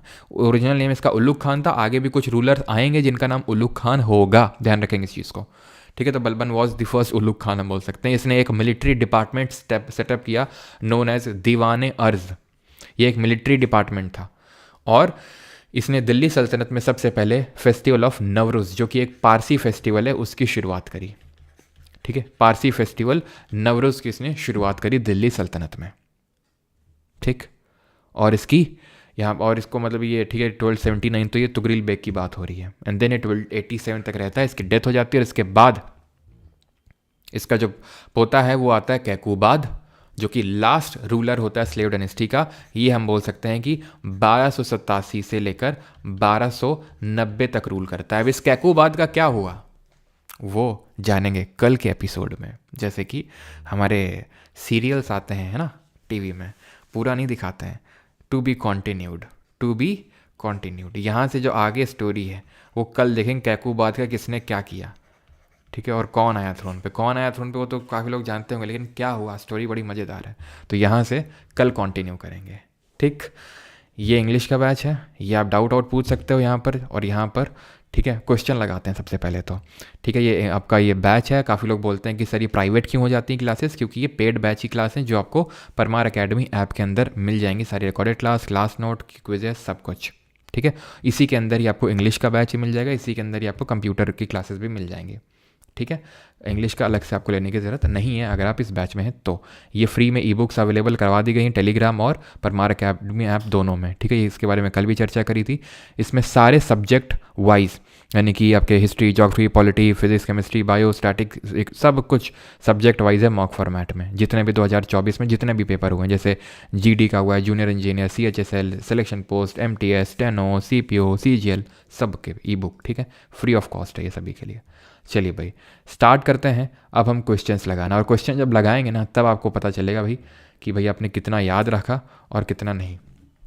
तो पहला क्वेश्चन है, ये आपका यूपीएससी का क्वेश्चन है जो CAPF 2021 में क्वेश्चन पूछा गया, ठीक है। अब यहाँ पर पहला क्वेश्चन बोल रहा है कि Qutub Minar was originally 4 storeyed, यानी कि 4 माले थे। Who among the following Delhi sultans raised the height to the structure by adding the 5th storey. तो हमने पढ़ा था कि कुतुब मीनार की हाइट है 3 मीटर और ये 5 माले की है, 5 स्टोरेड है। लेकिन 5वां माला बाद में बनाया था फिरोज शाह तुगलक, जिसके बारे में कल पढ़ेंगे। हुआ क्या था, बिजली टकराई थी, बिजली से टूट गया, ठीक है, ऊपर वाला पार्ट, तो उसने पूरा ही बनवा दिया, फिर 5 स्टोरी का बनवा दिया फिरोज शाह तुगलक ने, जो आप वाइट वाला पार्ट देखते हो। अब आते हैं, तो भाई आज यूपीएससी के उतने क्वेश्चन इंक्लूड नहीं हुए हैं। पहली बात तो मेडिवल हिस्ट्री बहुत ज़्यादा पूछता भी नहीं है, ठीक है, यूपीएससी, और थोड़े से आज क्वेश्चन कम निकल पाए थे, वो हम कल कर लेंगे, क्योंकि कल भी दिल्ली सल्तनत हमने पढ़ना ही है, तो कल कर लेंगे उन क्वेश्चंस को, ठीक है। आज SSC वाले भी करते हैं जल्दी जल्दी, है ना, और क्वेश्चन ज़रूर किया करो। पांडे जी हमने अभी बताया आपको हाइड क्यों हो गई है, क्योंकि वो वहाँ से थी, ठीक है। Minhaj Siraj patronise by Iltutmish, solution में है गलत है। हमने क्या बोला, मिनहाज सिराज ने क्या बोला, जो मैंने ये बोला, अगर आप बैक करके सुनोगे, रज़िया और इल्तुतमिश के टाइम का क्रॉनिकलर है, हिस्टोरियन है। उसने ये बताया था कि Razia was more able than the her brothers. तो अगर इल्तुतमिश के टाइम पे था तो रज़िया के टाइम पे भी तो होगा, क्यों?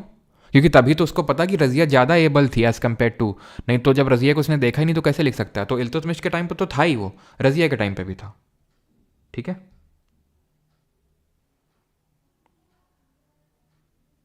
चलो, तो who was the first, which was the first dynasty to rule in the Delhi सल्तनत। और सभी लोगों से मेरा वो आग्रह है कि सभी लोग यहाँ पर क्वेश्चंस अटेम्प्ट ज़रूर किया करो, ठीक है। ये सब वही एग्ज़ाम के क्वेश्चन है जो आप देने वाले हो, ठीक है। तो जब तक आप ये नहीं ट्रैक करोगे कि भाई आपको आपने कितना सही किया कितना गलत किया, तो आपको कहाँ से पता चलेगा कि भाई आपको कितना अभी याद हुआ कितना नहीं।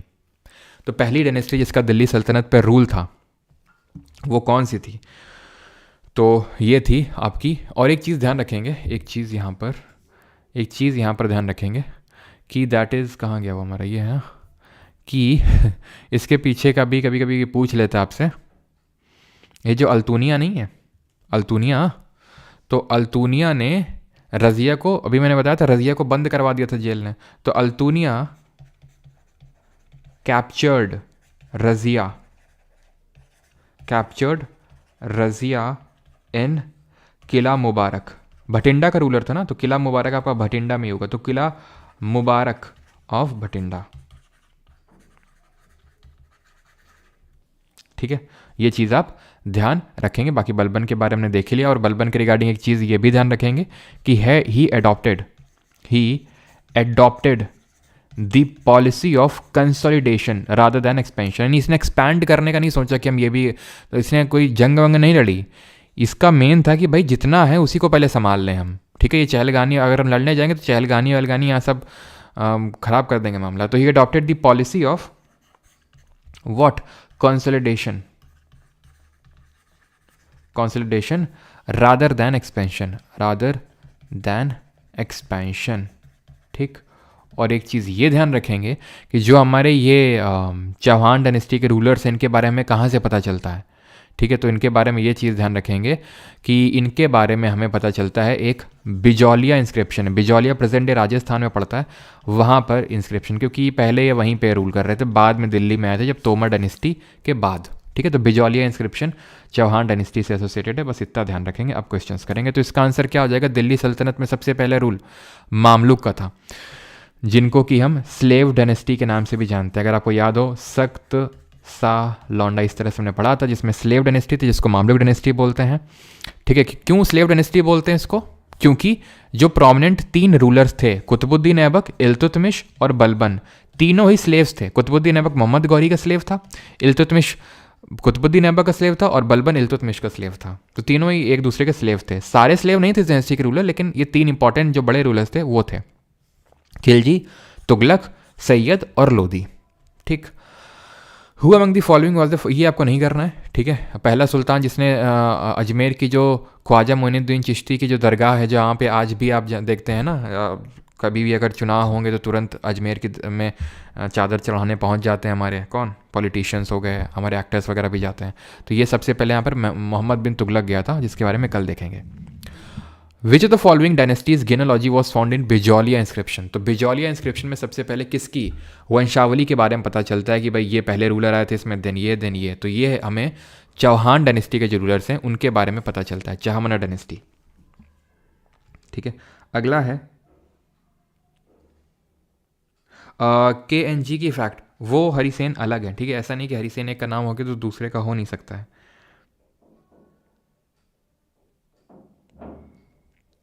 सर वो कोट जैकेट क्या था रजिया सिलेक्ट, मतलब समझा नहीं मैं।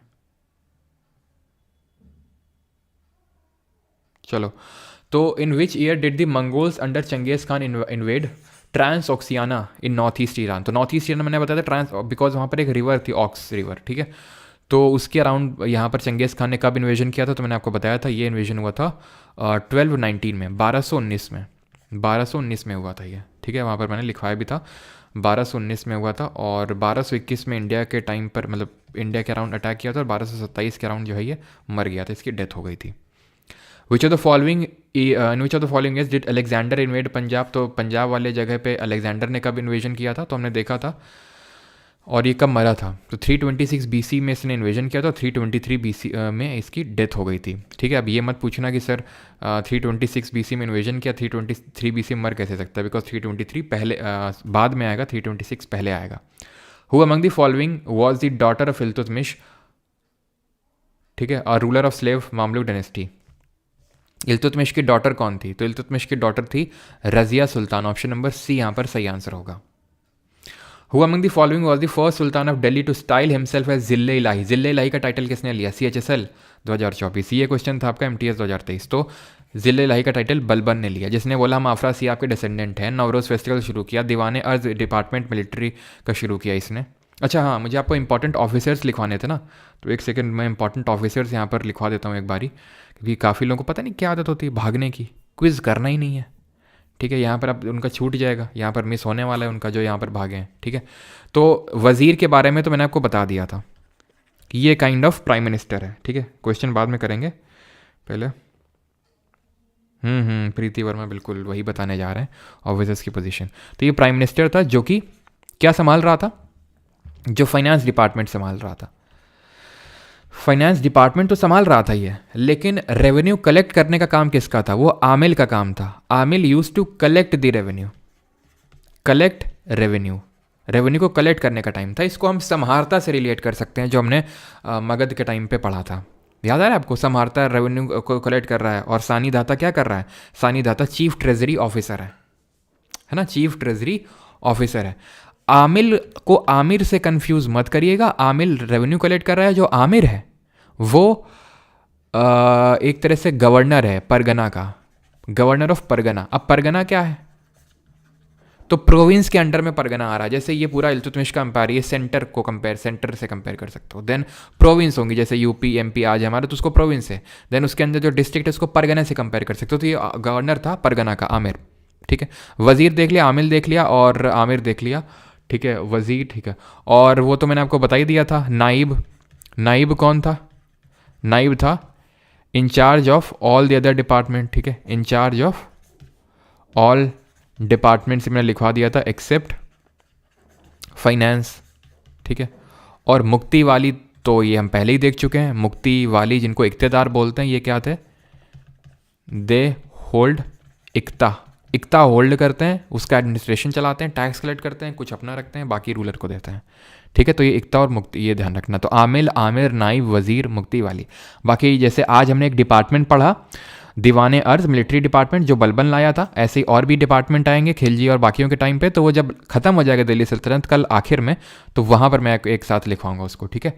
विच of the following was the last invasion by Mahmud Ghazni outside Punjab. तो लास्ट इन्वेजन कौन था महमूद गजनी का पंजाब के बाहर। तो पहले तो वो उसने बैटल ऑफ पेशावर लड़ा था, याद आ रहा है आपको, बैटल ऑफ पेशावर, जहाँ पर उसने किंग जयपाल की हत्या करी थी। देन उसके बाद उसने बैटल ऑफ वाहिंद लड़े थे, देन वो आया था सोमनाथ पे। तो यहाँ पर देखिए आप, ठीक है। तो पहला तो था बैटल ऑफ पेशावर, ये बैटल ऑफ पेशावर। देन उसने, मैंने आपको बताया था, बैटल ऑफ वाहिंद लड़े थे। देन उसके बाद जो है उसने सोमनाथ पर अटैक किया था, ठीक है। तो ऑप्शन नंबर ए सही आंसर होगा, सोमनाथ। अगला है, between who among the following did the battle of Chandawar take place, CHSL 2023 और JEE 2024। तो बैटल ऑफ चंदावर किसके बीच में हुआ था? तो ध्यान रखना, जो चंदावर का युद्ध हुआ था वो राजा जयचंद और मोहम्मद गजनवी के बीच में नहीं, मोहम्मद गौरी के बीच में हुआ था। कब हुआ था ये जल्दी से कमेंट करके बताएंगे। और राजा जयचंद कहाँ के रूलर थे, कैपिटल क्या थी? अगला question, in which of the following battles did Mohammad of Ghor defeated Jaichand of Garhwal dynasty in 1194? तो आंसर मिल गया आपको, 1194 में ही लड़ा गया था और इनकी कैपिटल क्या थी? कन्नौज थी। और बैटल ऑफ चंदावर हुआ था। सेकंड बैटल ऑफ तराइन 1192 में पृथ्वीराज चौहान की हार होती है और गौरी की जीत होती है, और पहले वाले में उल्टा होता है। अगला देखिए, famous Arabi scholar Al Biruni came into contact with India through dash in the 11th century AD। तो 11th सेंचुरी AD में किसके साथ आया था भारत अल बरूनी? तो ये आया था महमूद गजनवी के साथ, जिसने 17 बार भारत पर अटैक किया। मोहम्मद बिन कासिम तो कब आया था? सबसे पहला अटैक हुआ था 726 AD के टाइम पे, 13th। Who among the following was the best known Chahamana ruler? तो सबसे बेस्ट नोन चाहमना, यानी कि जो सबसे कुख्यात, मतलब कुख्यात नहीं, प्रख्यात चौहान रूलर हैं, वो कौन थे? तो वो पृथ्वीराज जी थर्ड थे, जिनको हम पृथ्वीराज चौहान के नाम से भी जानते हैं। Mamluk style of architecture belongs to which dynasty? Steno 2023। तो मामलुक स्टाइल ऑफ आर्किटेक्चर किससे बिलोंग करेगा? बड़ा कॉमन सेंस का क्वेश्चन है। स्लेव डायनेस्टी, जो पहली डायनेस्टी आई थी दिल्ली में, उसको मामलुक डायनेस्टी के नाम से भी जानते हैं। तो ऑब्वियस ये बात है, जो वो आर्किटेक्चर लाएगा उसको मामलुक स्टाइल ऑफ आर्किटेक्चर बोलेंगे। तो आंसर क्या होगा? आंसर होगा आपका स्लेव डायनेस्टी। अगला है, Delhi sultan who succumb to injuries as a result of his fall from horse was? तो कौन था जो गिर के जिसकी मृत्यु हो गई थी? He was Qutbuddin Aibak. और इसका टाइटल बताइए, इसको क्या टाइटल दिया गया था? ठीक है, और आगे बढ़ते हैं। आराम शाह बेटा था किसका? कुतुबुद्दीन ऐबक का। बहराम शाह बेटा था किसका? ये बेटा था इल्तुतमिश का। ठीक है, ध्यान रखना है, जो बाद में रूलर बनता है, ठीक है, बाद में फिर रजिया बन जाती है। The tomb of Iltutmish was built in which year? तो टाइटल क्या था? टाइटल था इसका लाख बख्श, जिसका नाम था गिवर ऑफ लैक्स। ठीक है, एक सेकेंड, लाख बख्श, लाख बख्श, ठीक।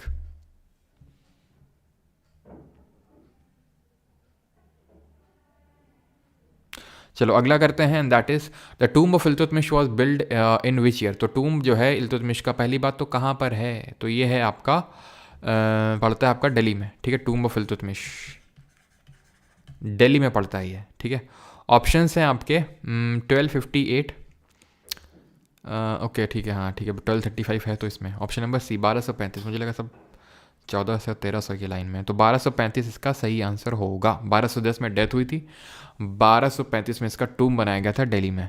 Razia was first and the only female ruler of the सल्तनत। कब थ्रोन में बैठी थी? 1236 में। 1236 से लेकर 1240 तक रही थी, 4 साल। बलबन ने सिजदा और पैबोस शुरू किया था as a part of army etiquette, family etiquette, religious या फिर कोर्ट एटिकेट? तो इसने एज अ कोर्ट एटिकेट शुरू किया था। कोर्ट एटिकेट का मतलब होता है कि कोर्ट में, जब हम कोर्ट में होंगे तो जब हमें देखोगे तो वहाँ पे तुम सिजदा करोगे, हमारे सामने झुकोगे और पैबोस करोगे, हमारे फीट किस करोगे। Who started the practice of celebrating Navroz during the Delhi सल्तनत पीरियड? तो नवरोज़ किसने सेलिब्रेट करना स्टार्ट किया था? पारसी फेस्टिवल, जो कि गयासुद्दीन बलबन ने। ऑप्शन नंबर सी।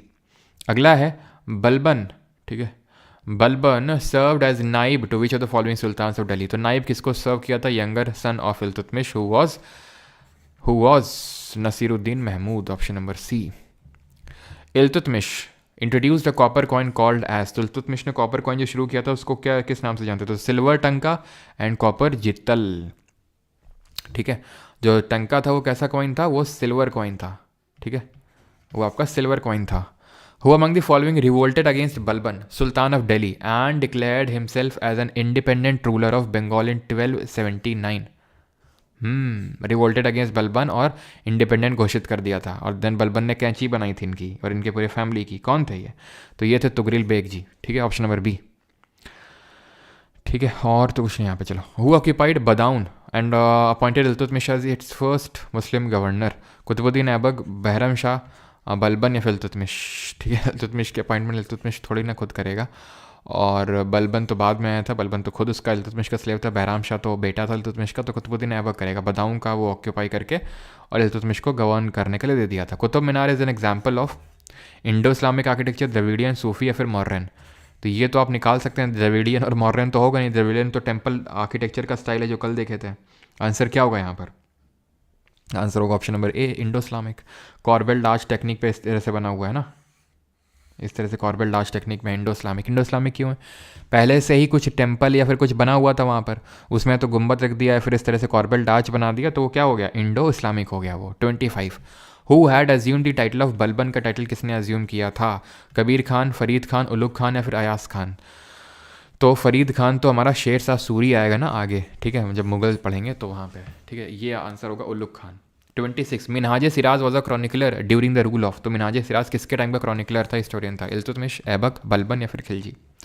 तो मिनहाज सिराज इल्तुतमिश के टाइम का क्रॉनिकलर था, हिस्टोरियन था। कुव्वतुल इस्लाम मॉस्क एंड मीनारत, मीनारत मतलब मीनार, ठीक है, मीनार मतलब इसे कुतुब मीनार है। तो built during the last decade of the which century? तो last decade of which century? तो भाई याद करो, 1194 में चंदावर हुआ, दिन 1196-7 के टाइम पे बनना शुरू हुआ था। तो बनाना शुरू किया था कुतुबुद्दीन ऐबक ने, बनाना शुरू किया था। तो यानी कि last part of 12th century AD होगा, ठीक है, ऑप्शन नंबर डी है ना। जो 1190 अगर 7 बोल रहा हूँ तो इसका मतलब क्या? 12th सेंचुरी एडी, ठीक। ये पहले ही सेंचुरी का कॉन्सेप्ट मैं आपको समझा चुका हूँ। कुतुब मीनार की हाइट कितनी है मीटर में? 72.5 या फिर 73 मीटर्स? ऑप्शन नंबर सी यहाँ पर सही आंसर होगा, ठीक है। और कुतुब मीनार के अंदर कोई गया है यहाँ पर? कोई ऐसा है जो कुतुब मीनार के अंदर गया हो? कोई ऐसा जो कुतुब मीनार के अंदर गया हो? Who among the following was the वज़ीर ऑफ सुल्तान? तो वज़ीर ऑफ सुल्तान इल्तुतमिश कौन था? वज़ीर, तो वज़ीर हमने देखा था कौन था? निज़ामुल मुल्क था। निज़ामुल मुल्क जुनैदी इसका पूरा नाम था, ठीक। तो भैया देखो, कुतुब मीनार के अंदर अब यहाँ पे कुछ लोग बोल तो रहे थिंक, है ना। तो बेटा 1981 से ये बंद है, 1981 से, है ना। और उम्मीद तो यही 1981 के बाद ही पैदा हुए होंगे, है ना। तो क्यों बंद हो गई है? क्योंकि एक्चुअल में 1981 में कुछ स्कूली बच्चे अंदर गए थे कुतुब मीनार के। पहले, इससे पहले अलाउड था अंदर जाना, ठीक है, गेट वेट लगा हुआ है, पहले अंदर अलाउड था और ऊपर आप जा सकते थे, ठीक है। लेकिन एक बार हुआ क्या 1981 में, ठीक है, 1981 में यहाँ पर जब बच्चे अंदर गए कुछ, तो लाइट चली गई, और जब लाइट चली गई तो भगदड़ मच गई अंदर बच्चों में, और 45 ज़्यादातर उसमें बच्चे ही थे, उस लोगों की डेथ हो गई, 45 डाइड। तब से गवर्नमेंट ने लाइट नहीं लगाई, बंद ही कर दिया उसको, ठीक है, कि भाई परमानेंट लाइट लगा देना ना, बंद ही करो उसको। तो 45 लोगों की जब डेथ हुई थी 1981 में, तब से ही ये बंद है ना। अगला है 30 Ghiyasuddin Balban ruler of slave dynasty took up the title of. तो क्या टाइटल लिया बलबन ने? तो उसने लिया शैडो ऑफ गॉड, जिल्ले इलाही। Which of the following is the correct chronological order of the early Turkish rulers who ruled over Delhi from 1206 से लेकर 1290 तक? क्या सही ऑर्डर है?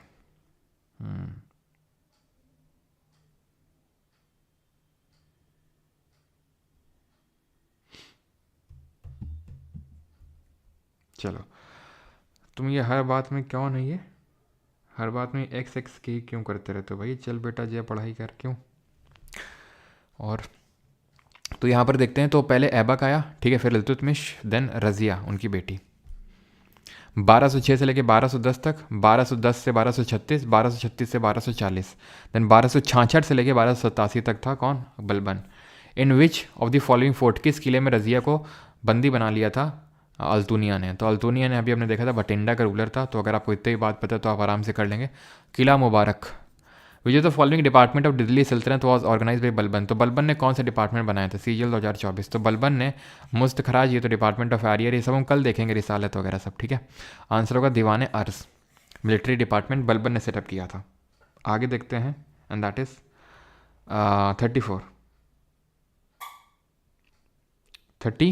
34 Chand Bardai the famous literary work dash mentions Prithviraj Chauhan love story and heroic deeds? तो ये पृथ्वीराज रासो, ठीक है, चंद बरदाई की, पृथ्वीराज रासो।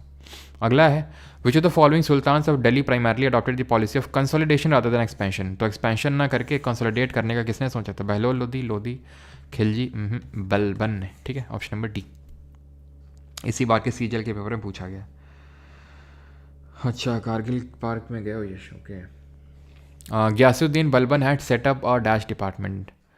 हाँ, अगर आपके कोई जैसे घर में, जैसे मुझे याद है रेड फोर्ट में हम गए थे, तो रेड फोर्ट में रस्सी और रस्से वस्से लगे रहते हैं, अलाउड नहीं होता एक पॉइंट के बियॉन्ड जाना। लेकिन जब मैं गया था ना, तो मतलब पापा सीएसएफ में थे, तो उस टाइम पे दिल्ली में ही पोस्टेड थे, रेड फोर्ट में नहीं थे। लेकिन वो पापा तो जो ये केंद्रीय मंत्री जो मंत्रालय वहाँ पर थे। एक सेकंड रुको यार, किसी कॉल आ रहा है, एक second. Hello,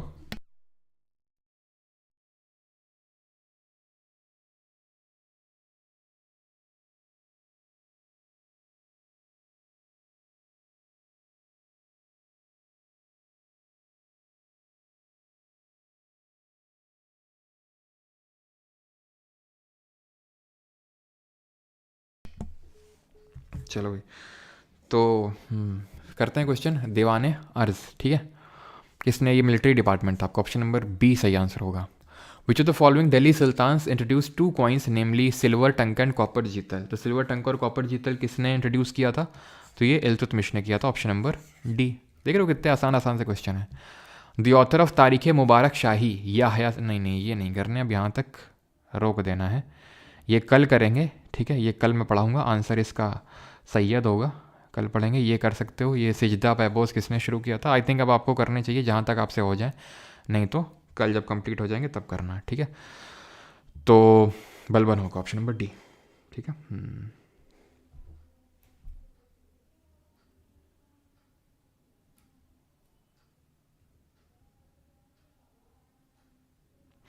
Balban rule was an absolute despot led to which of the following event. तो बलबन के टाइम पे क्या हुआ था? MTS 2024, destruction of 40, appointed Hindus in administration, respected a common man, इन सब तो नहीं। ठीक है, डिस्ट्रक्शन ऑफ द 40, यानी कि जो चहलगानी है उसको ख़त्म कर दिया था। ठीक है, चलो भाई, बस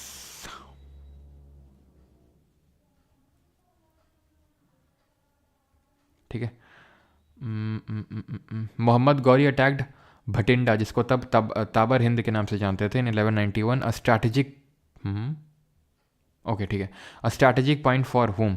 तो भटिंडा पर अटैक किया था, जो स्ट्रैटेजिक पॉइंट था उस समय पृथ्वीराज चौहान के लिए भी। ऑप्शन नंबर सी सही आंसर होगा। ठीक है, in 11th century under Mahmud of Ghazni, Ghazni a small town in dash became the capital of the vast empire of Ghaznavid. बताओ।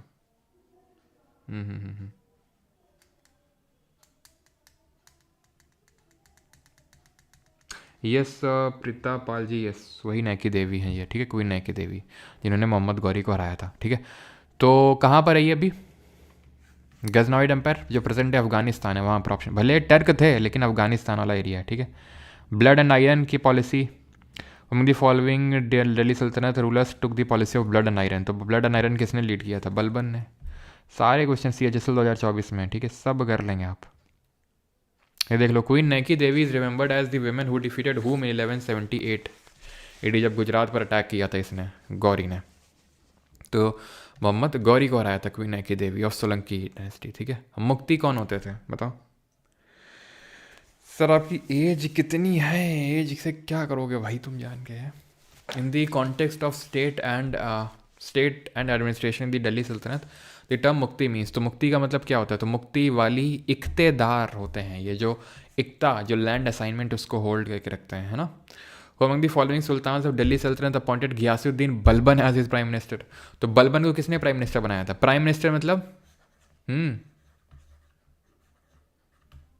एक तरह से वज़ीर होता है हमारे। ठीक है, तो ये थे प्राइम मिनिस्टर के तहत आपके थे, ओके, इल्तुतमिश के अंडर में। ठीक है, एक सेकेंड।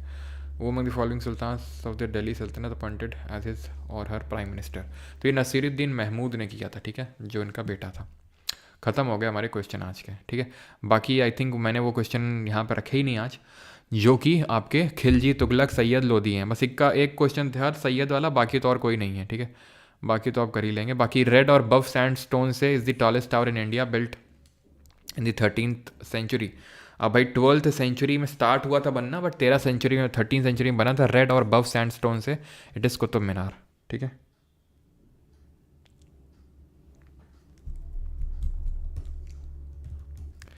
1000 साल का गैप है, अच्छा 100 साल का गैप है, यस। तो 100 साल में कहाँ, जैसे कि हाँ बिल्कुल यहाँ पर अगर हम देखें तो जो इसकी डेथ है 1030 में हो जाती है, और 1190 के टाइम पे फिर हम बोल सकते हैं 1178 के टाइम पे पहला अटैक करता है गौरी। तो उस टाइम पे यहाँ पर जो घुरिड एम्पायर है, जो घुरिड डायनेस्टी है, मोहम्मद गौरी है, वो यहाँ पर अपना कंसल्टेशन कर रहे थे। और यहाँ पर अपने जो यहाँ पर उस समय कोई ऐसा इस्लामिक इन्वेजन नहीं हुआ था इस बीच में 100 साल में। यहाँ पर सब अपना पावर कंसोलिडेट कर रहे थे, कौन, राजपूत जो डायनेस्टीज थी। उसके बाद इस्लामिक इन्वेजन हुआ। ठीक है। सर्वियर परमार आर्मी, अच्छा।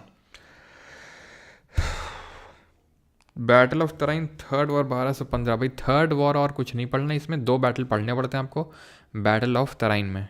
ठीक है।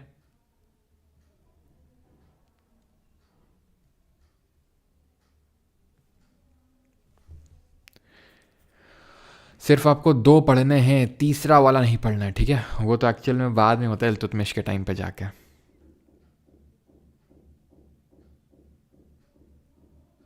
जो यहाँ पर मैंने को बताया नहीं था, अरे यहाँ पे चलो मैं दिखाता हूँ आपको कुबाचा याल्दूस के बारे में। तो कुबाचा तो पहले ही चले गए थे, याल्दूस को भी साइड कर दिया गया था इसी वाले बैटल में, थर्ड। अरे ये तो चोला वाला खुल गया, एक सेकंड, रुको रुको रुको रुको रुको रुको रुको रुको रुको।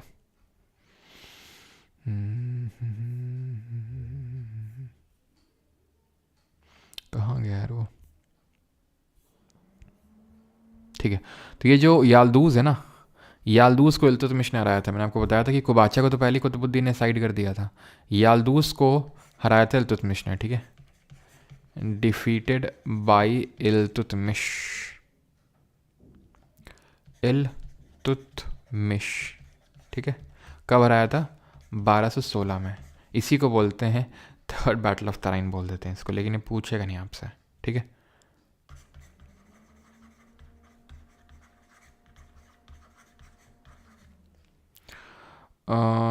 46A, 46 का कहाँ है? 46 का ए, हाँ ए ही है 46 का।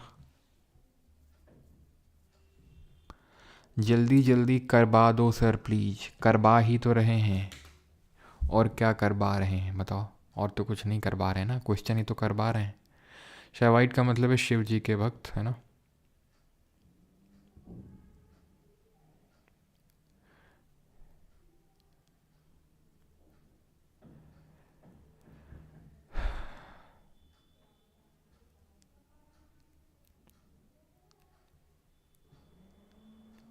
भाई 66 तुम्हारे बोलते हैं, हमारे 66 बोलते हैं उसको, 66।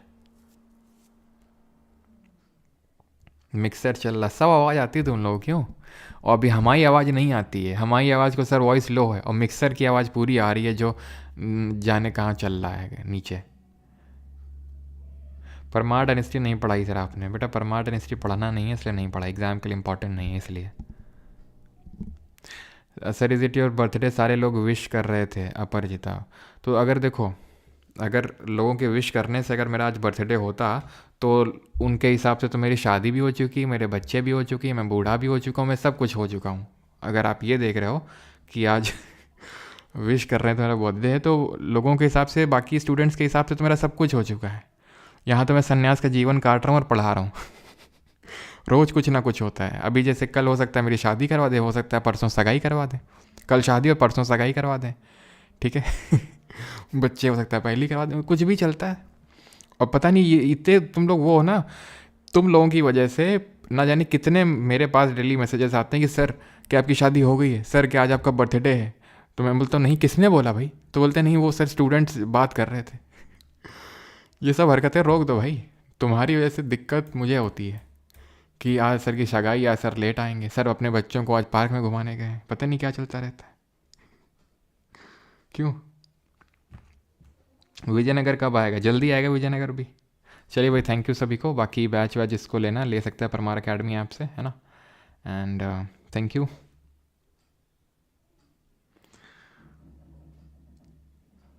सर 69 को क्या बोलते हैं? 69 को क्या बोलते हैं बेटा? सुधर जाओ।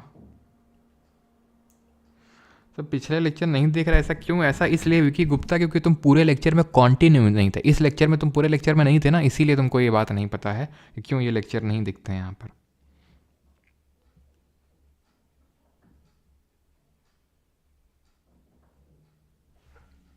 चलिए भाई, थैंक यू सभी को, धन्यवाद। मिलते हैं कल, दिल्ली सल्तनत को आगे बढ़ाएंगे। और स्टोरी अगर आपने मिस करी एक भी दिन की तो पूरा सब जाएगा, ये ध्यान रखिएगा। तो स्टोरी मिस मत करिएगा, ऐसे कंटिन्यू रखेंगे तो पूरी मेडिवल आपको आराम से बढ़िया समझ में आ जाएगी, ठीक है।